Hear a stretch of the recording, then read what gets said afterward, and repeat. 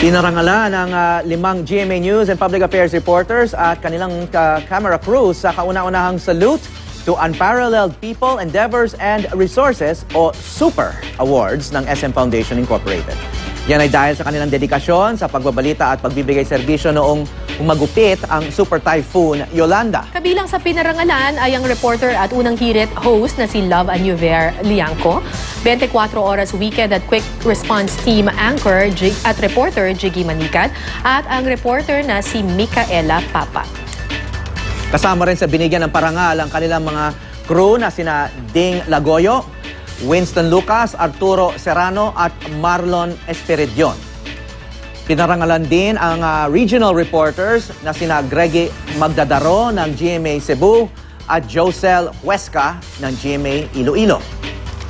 Kinilala rin ang kanilang mga crew na sina Teodorico Solon Jr. at Melvin Garviles. Ayon sa mga binigyan ng parangal, masakit man daw na nanalo sila dahil sa isang trahedya, inaalay nila ang kanilang pagkapanalo sa lahat ng mga nasalanta ng Bagyong Yolanda na hindi nawawala ng pag-asa at lakas para bumangon.